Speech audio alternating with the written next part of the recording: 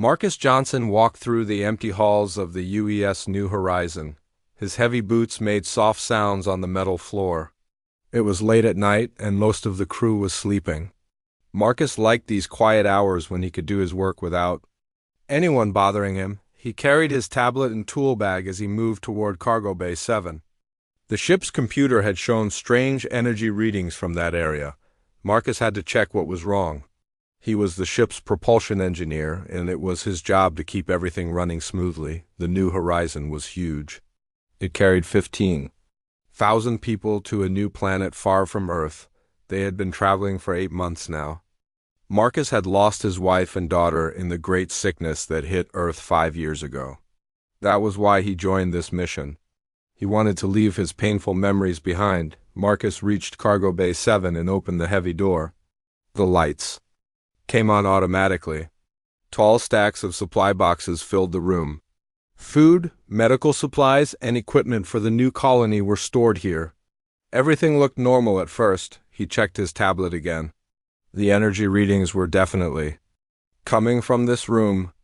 Marcus walked between the rows of boxes, scanning with his handheld device. The readings got stronger as he moved toward the back corner. Then he heard something. A soft sound like someone trying very hard not to make noise. Marcus stopped walking and listened carefully. There it was again. It sounded like a child trying not to cry. Marcus moved slowly toward the sound. He went around a tall stack of boxes and found something that made him freeze in shock. A woman sat on the floor with 3 small children pressed against her. But this was not a human woman. Her skin was pale blue, and strange glowing marks covered her arms and face. The children looked just like her. They were thin, too thin. Their big eyes showed fear and hunger. The woman saw Marcus and pulled her children closer to her. For a long moment, nobody moved. Marcus stared at the alien family. The woman stared back at him. The children made small, frightened sounds. The woman spoke first. Her voice was soft and musical, but Marcus could not understand her words. She seemed to be begging him for something. One of the children, a little girl, reached out toward Marcus with a shaking hand. Marcus had seen many things in his 42 years of life. He had lost people he loved. He had worked on dangerous space missions, but he had never seen anything like this. These were not humans, but they were clearly intelligent beings. And they were in trouble. The woman tried to speak again. This time she used broken English words. "Please," she whispered. "Children hungry. No hurt us." Marcus looked at the 3 children. They reminded him of his own daughter Amy, the same. Big eyes, the same way they clung to their mother when they were scared. His heart felt heavy as old memories came back. He should report this to Captain Rodriguez right away. There were strict rules about unauthorized people on the ship. But these were not people trying to cause trouble. They were a mother and her children who needed help. Marcus slowly reached into his tool bag. The woman tensed up, ready to protect her children. But Marcus only pulled out a nutrition bar. He unwrapped it and held it out to the little girl who had reached for him. The child looked at her mother. The woman nodded slowly. The little girl took the food bar with both hands and began eating it quickly. Soon all 3 children were sharing the small meal. "My name is Marcus," he said quietly. "I will help you." The woman's glowing marks seemed to brighten a little. "Zara," she said, pointing to herself. Then she pointed to each child. "Kira, Nico." "Lex," Marcus nodded. He did not know how these aliens had gotten on his ship. He did not know what would happen when others found out, but he knew one thing for sure. He was not going to let these children stay hungry. Marcus returned to Cargo Bay 7 the next evening with more food. He brought water bottles, protein bars, and some fruit from the ship's garden. When he found Zara and her children, they looked a little better. The food from yesterday had helped. "Thank you," Zara said in her soft voice. Her English was getting clearer. "You are a kind man." Marcus sat down near them but kept some distance. He did not want to scare the children. "You cannot stay here," he said gently. "Other people come to this place. They will find you." Zara's glowing marks dimmed with worry. "Where we go?" "Ship in space. No other place." Marcus had been thinking. about this problem all day. He knew a place that might work. I can show you somewhere safer. But you must trust me. The children stayed close to their mother as Marcus led them through empty hallways. He knew which paths the security cameras could not see. His years working on the ship had taught him all its secrets. They went down 3 levels to the old storage area. This part of the ship was built first before the designers changed their plans. Now it was mostly empty space that nobody visited. Marcus opened a heavy door and turned on some lights. The room was small but clean. This place is not on the ship's maps anymore, he explained. Nobody comes here. Zara looked around the empty room. Is good hiding place, but no air system. No power? I can fix that, Marcus said. I am engineer. I know how to connect power and air without anyone knowing. Over the next 3 days, Marcus worked during his free time to make the room livable. He ran power cables through old maintenance shafts. He connected air vents to the main system. He even installed a small water line. While he worked, he talked with Zara. She told him about her people, the Kethani. Their home planet was dying because their sun was getting too hot. Many ships had left to find new worlds. Raiders attacked her ship and destroyed it. She and her children escaped in a small pod. I was navigator, Zara said. I know star maps. Safe paths through dangerous space, Marcus was surprised. You know how to navigate in space? Yes, my people travel between stars for many generations. I have maps in my memory of places your people never see. The children slowly became less afraid of Marcus. Little Nico, the boy, was very curious about the ship's systems. When Marcus worked on the electrical connections, Nico watched everything. With big interested eyes, Kira, one of the girls, was quiet but smart. She learned English words very fast.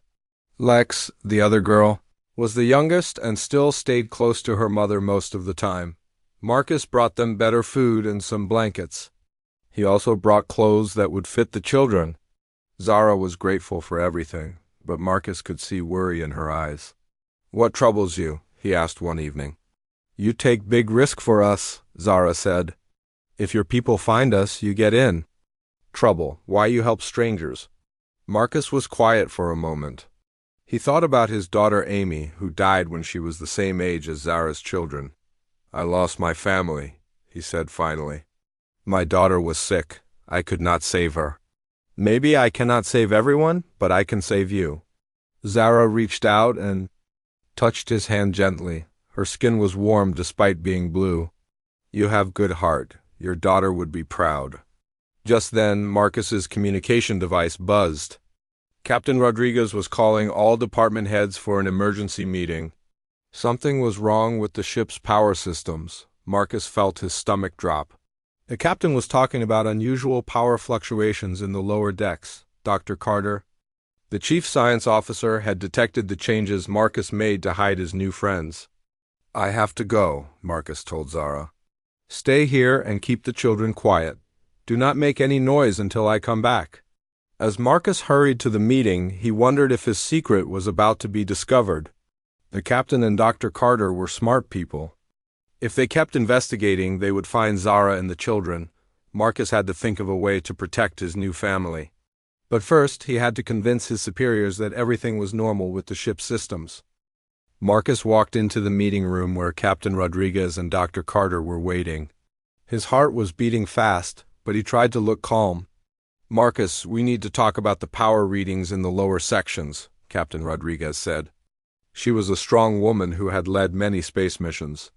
Dr. Carter found some unusual changes. Dr. Carter pulled up charts on the big screen. Look at these numbers. Someone has been using extra power down there. The patterns do not match any. Normal ship operations. Marcus studied the charts and pretended to be confused. That is strange. Maybe there is a problem with some old equipment. I can check all the systems tomorrow. Do that, the captain said. We cannot have power problems on a long journey like this. If something is broken, fix it fast. Marcus nodded and left the meeting. He had bought himself some time, but not much.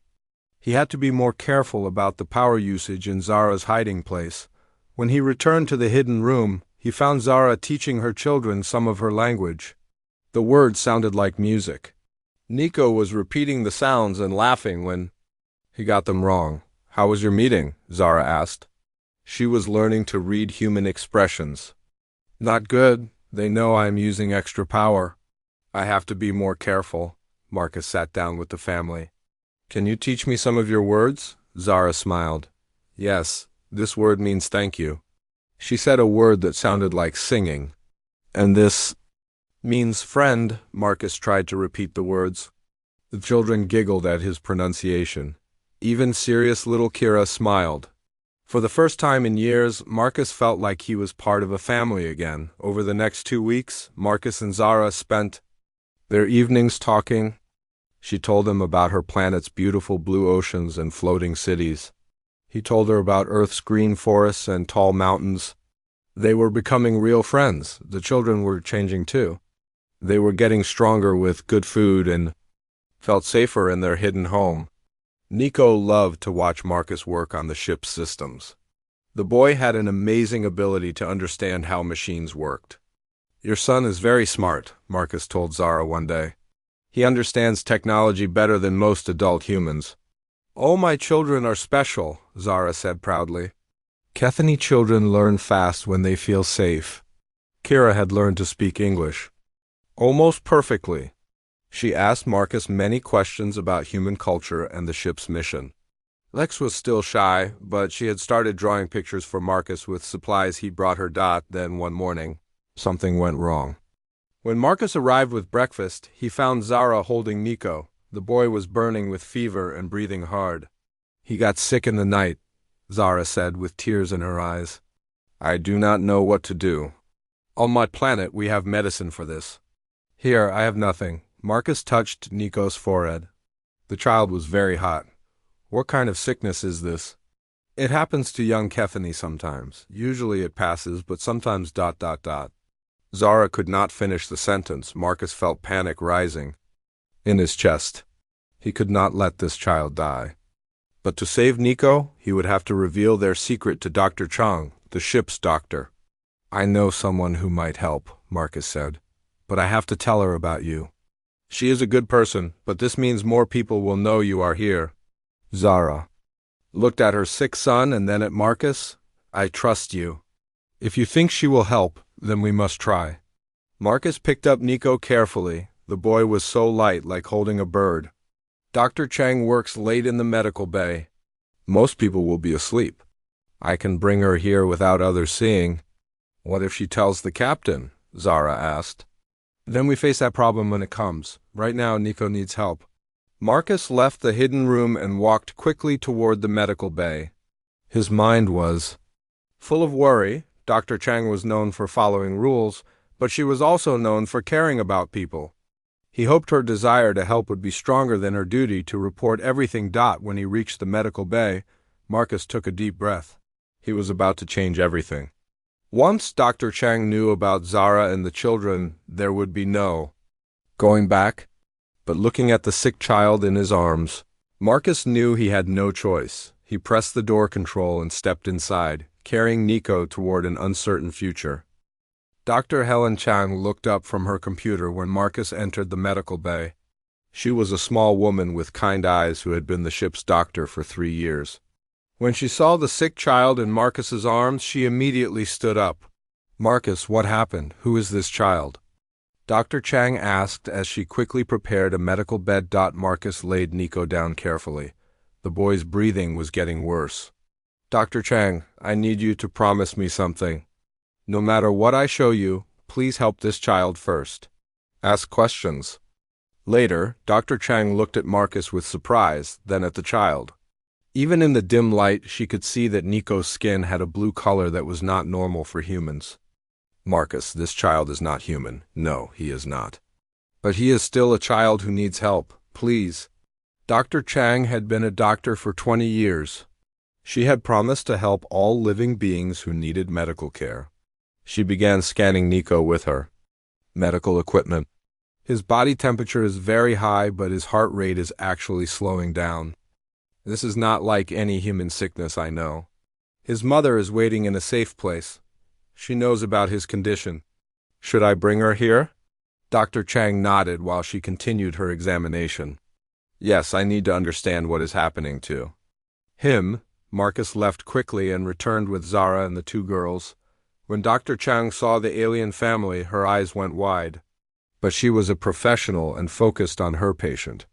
You are his mother? Dr. Chang asked Zara. Yes, I am Zara. This is common sickness for young Kethany. Usually children get better, but sometimes they need help. Dr. Chang listened carefully as Zara explained Nico's symptoms. The doctor ran more tests and discovered something amazing. Kethany blood was very similar to human blood. Their organs worked almost the same way. I think I can help him, Dr. Chung said. But I need to understand more about your people's medicine. Zara described the treatments her people used. Dr. Chang found that she had similar medicines on the ship. She prepared an injection that might help Nico fight the fever while Dr. Chang worked. She asked Marcus how the aliens had gotten on the ship. Marcus told her the whole story. Dr. Chang listened without judgment. You took a big risk, she said. But you did the right thing. The medicine began to work. Nico's fever went down and his breathing became easier. After 2 hours, he opened his eyes and looked around. Mama? He said weakly. Zara held his hand and spoke to him in their musical language. Nico smiled and closed his eyes to rest. He will be fine now, Dr. Chung said. But Marcus, we have a problem. Captain Rodriguez has been looking for the source of those power readings. She plans to search the lower decks tomorrow. Marcus felt his heart sink. What should we do? Before anyone could answer, alarms began ringing throughout the ship. The lights flashed red, which meant emergency. Marcus's communication device buzzed with an urgent message from the bridge. All senior staff report immediately.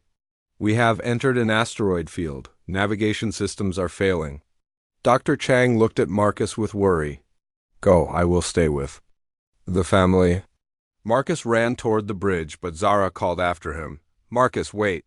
I can help with navigation. I know safe paths through asteroid fields. You would do that? Even though it means everyone will see you? Zara looked at her children, then at Marcus. You saved my son.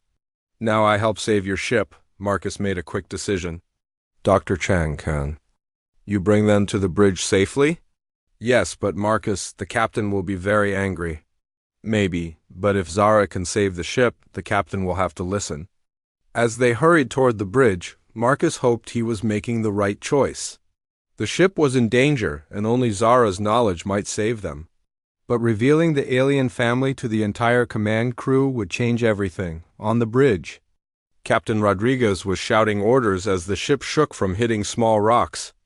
The navigation computer showed red warnings everywhere.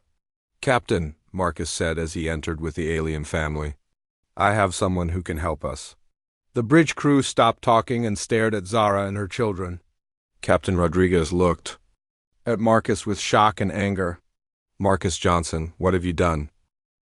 Captain Rodriguez stared at Marcus and the alien family. Her face showed anger and confusion. The ship shook again as another asteroid hit the outer hull. Captain, there is no time to explain everything now, Marcus said quickly. This is Zara. She's a navigator who knows how to get through asteroid fields safely. You brought unauthorized aliens onto my ship. Captain Rodriguez shouted over the noise of alarms Another hard impact made everyone grab onto something for support. The navigation officer called out, "Captain, our computers cannot find a safe path. We are going to hit something big soon." Zara stepped forward. She was afraid, but she spoke clearly. "Captain Rodriguez, I can help your ship.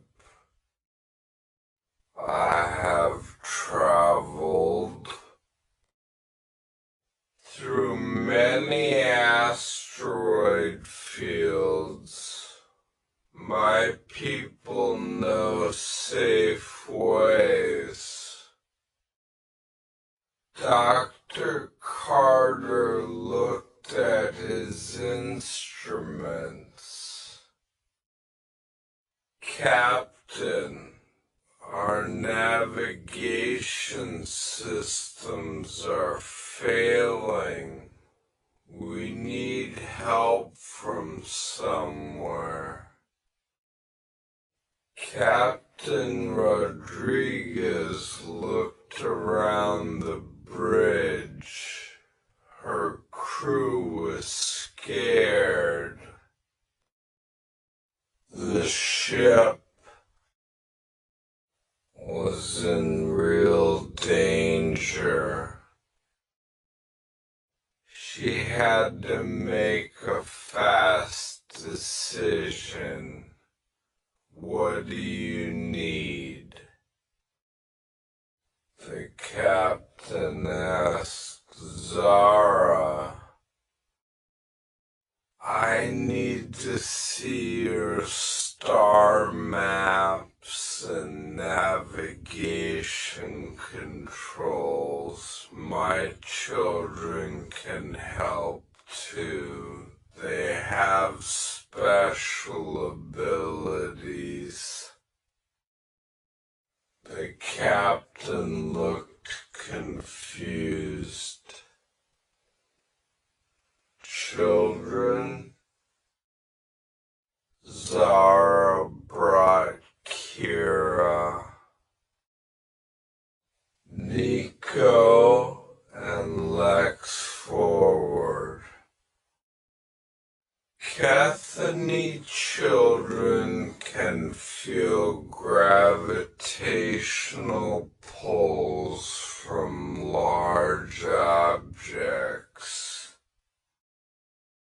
They can sense which way is safe to go.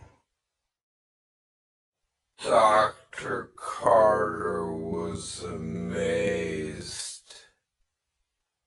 "That is impossible. How can children sense gravity? Our brains work differently," Zara explained. "We evolved on a planet with many moons. We learned to feel the pull of gravity to survive." The ship shook harder. Warning lights flashed everywhere. Captain Rodriguez made her choice. "Show me what you can do." Zara moved to the navigation station.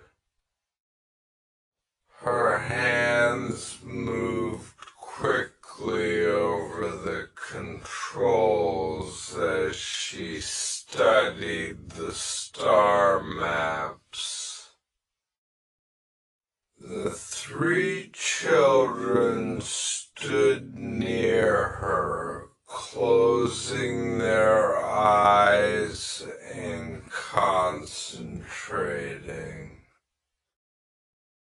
There,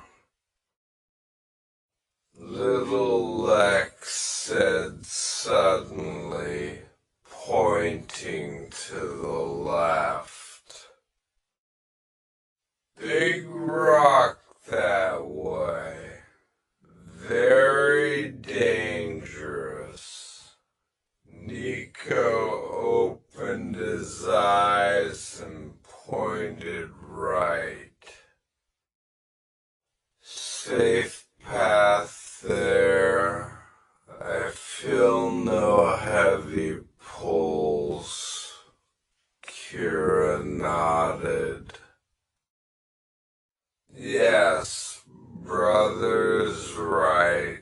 The gravity feels calm in that direction. Zara entered new coordinates into the navigation system. Change course to heading 127 Mark 4. Reduce speed to half. Do it, Captain Rodriguez ordered. The helmsman changed course.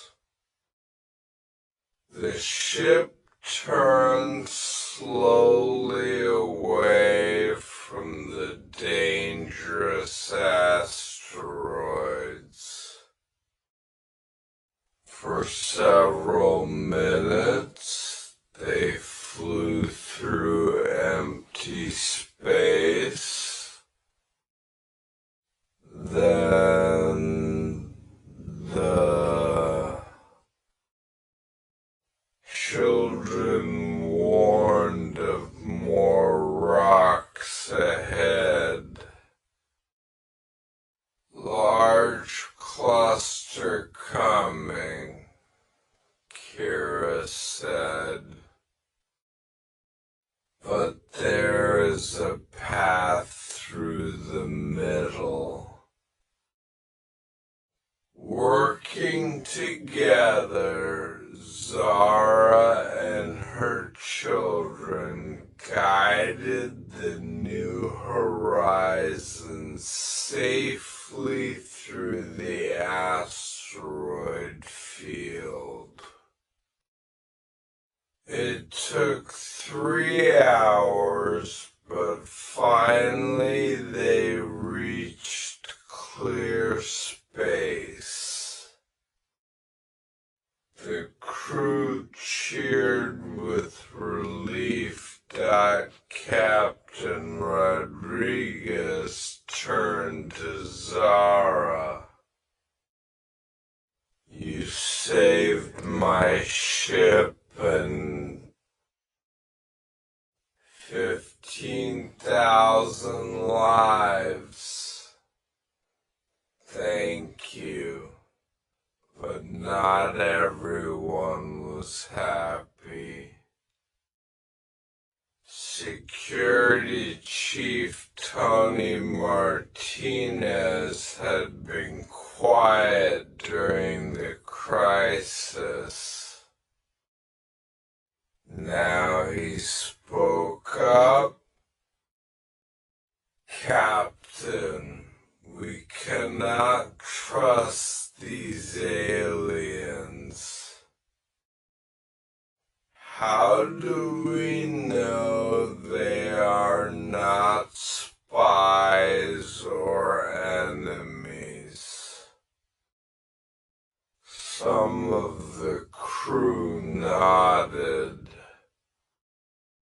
They were grateful for the help, but scared of the unknown. They could be dangerous dangerous, Martinez continued. I think we should put them in holding cells until we reach the colony. Marcus stepped forward. Chief Martinez, these people are refugees. They're running from enemies, not working for them. How can you be sure? Martinez asked. You have been hiding them for weeks. You lied to all of us. Dr. Chang entered the bridge. At that moment, I can answer that question. I have been examining their physiology. They are definitely refugees, and they are not dangerous. Dr. Carter looked at his readings again. Captain, I am detecting something else. There are ships approaching our position. They do not look friendly. On the main screen, dark ships appeared. They were moving fast toward the New Horizon. Zara saw the ships and her face went pale. Those are raiders. The same ones who destroyed my ship. They must have followed our trail. Captain Rodriguez felt the weight of command. Her ship had just escaped an asteroid field, but now they faced a new threat. She had aliens on board that some of her crew did not trust. Enemy ships were approaching. Red alert, she ordered. All hands to battle stations, Mr. Martinez. I need your security teams ready. Dr. Carter, can our weapons work against those ships?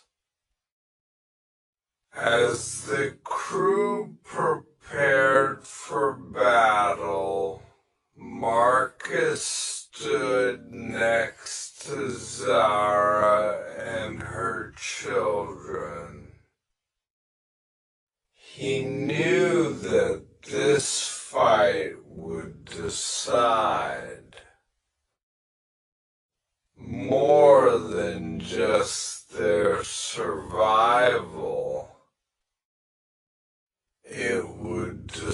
side